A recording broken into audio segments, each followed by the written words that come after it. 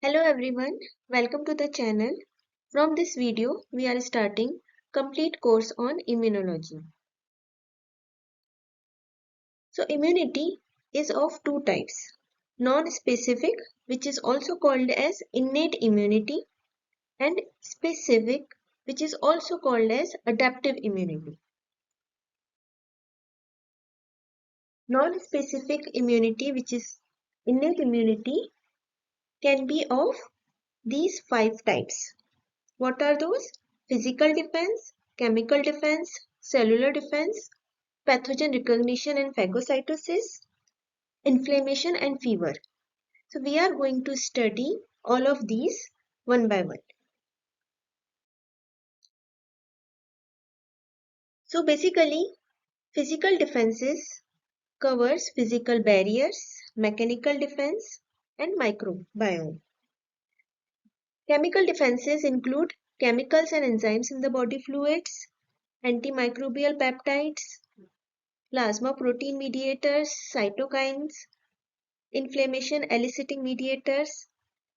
In case of cellular defenses, it includes granulocytes and agranulocytes. So in this video, we are going to cover physical defenses.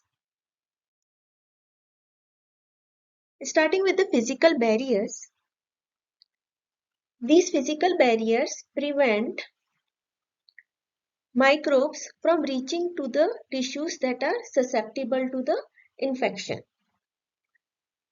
For example, the endothelial cells that line the blood vessels have tight cell-to-cell junctions, blocking microbes from gaining access to the bloodstream. The cell junctions are generally composed of cell membrane proteins that may connect the extracellular matrix or with the complementary proteins from the neighboring cells. Tissues in various parts of the body have different types of cell junctions. These include tight junctions, desmosomes, and gap junctions. So these are illustrated in the images below. So the tight junctions rivet two adjacent cells together, preventing or limiting the material exchange through the spaces between them. Desmosomes have intermediate fibers that act like shoelaces, tying two cells together, allowing small materials to pass through the resulting space. So here in this space, small molecules or materials are passing through. In case of gap junctions, these are the channels between two cells that permit the communication via signals.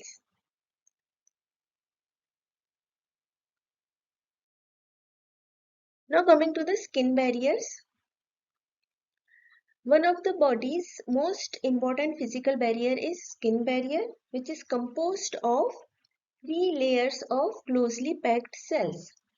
The thin upper layer is called as epidermis.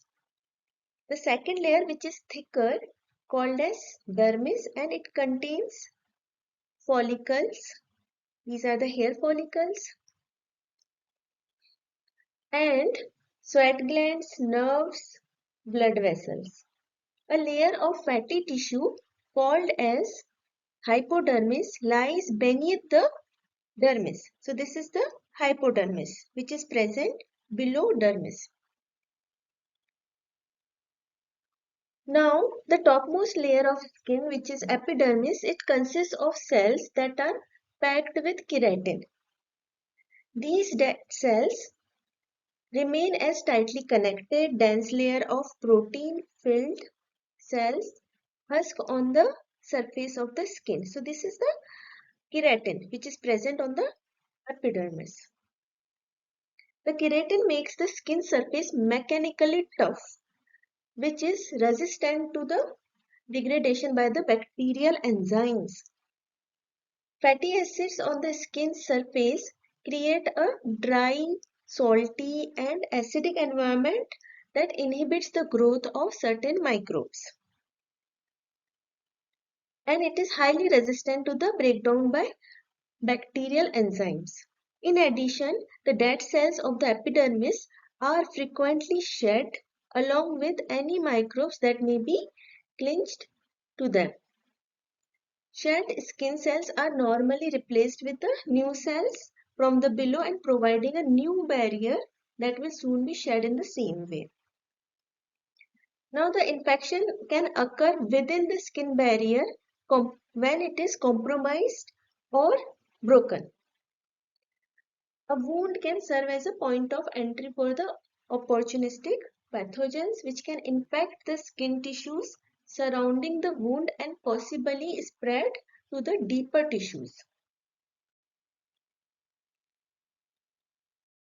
The mucous membranes lining the nose, mouth, lungs, and urinary and digestive tracts provide another non-specific barrier against potential pathogens. The mucous membranes consist of a layer of epithelial cells bound by tight junctions. The epithelial cells secrete a moist, sticky substance which is called as mucus.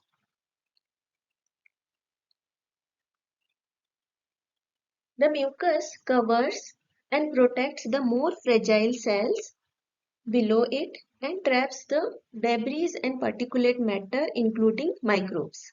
Mucus secretions also contain antimicrobial peptides. The epithelial cells lining the upper part of the respiratory tract are called as ciliated epithelial cells. Why? Because they have hair-like appendages which are known as cilia. So here this is the scanning electron micrograph of respiratory tract's cilia.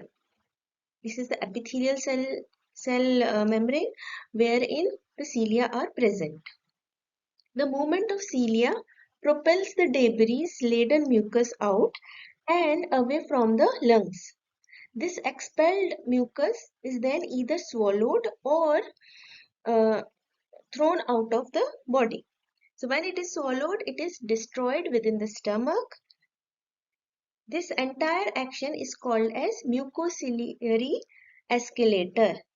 This mucociliary escalator has very high importance.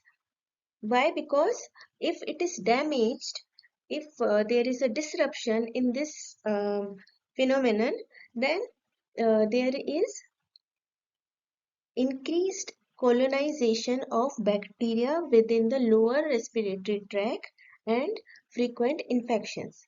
So this condition arises mainly by certain damaging effects like smoking or diseases such as cystic fibrosis. Now the mucous membranes lining the digestive tract provide a non-specific physical barrier against ingested microbes. So in the intestinal tract, there are epithelial cells present on the lining. These epithelial cells are interspersed with mucus secreting cells which are called as goblet cells. So this is an example of goblet cell, how it looks like and what are the parts of a goblet cell. Now these are mucus secreting and this mucus mixes with the material received from the stomach, trapping food-borne microbes and debris. The mechanical action of peristalsis, a series of muscular contractions within the digestive tract, moves the slot, mucus and other materials through the digestive tract. Now coming to the endothelia. The epithelial cells which are lining the blood vessels, lymphatic vessels, urogenital tract and certain other tissues are called as endothelia. These are tightly packed cells. They provide a particular effective frontline barrier against invaders. The endothelia of blood-brain barrier, for example, protect the central nervous system which consists of brain and spinal cord. So the blood-brain barrier is basically the barrier which is present between the blood vessel and the brain. So this barrier protects the central nervous system. The cell junctions in the blood vessels traveling through the central nervous system are some of the tightest and toughest within the body.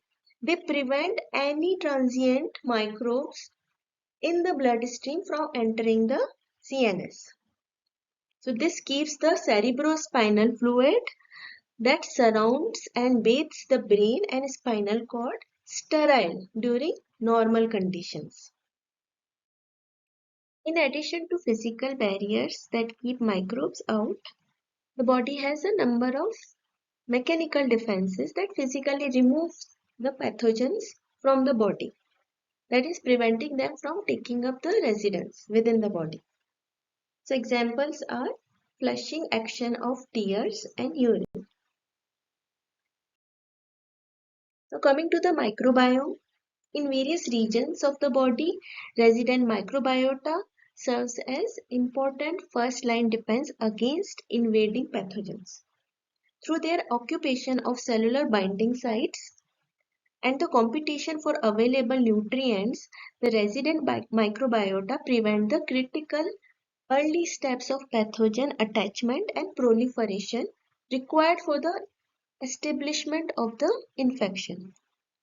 The importance of normal microbiota in the host defense is highlighted by the increased susceptibility to the infectious diseases when the microbiota is disrupted or eliminated.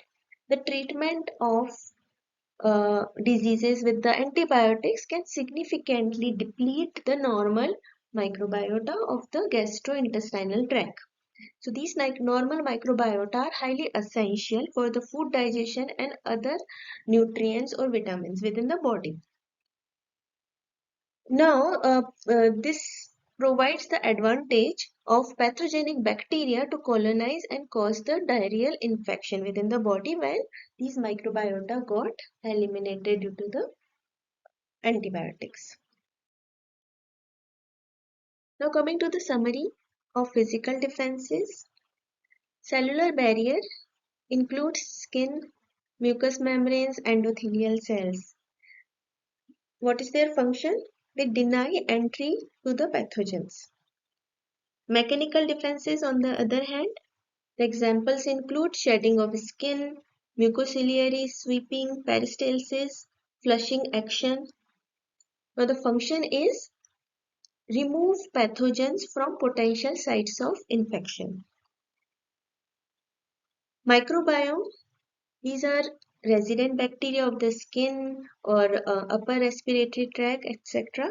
And what is their function? They compete with the pathogens for cellular binding sites and nutrients. So that's all for this session. Looking forward to see you in next video. Thank you.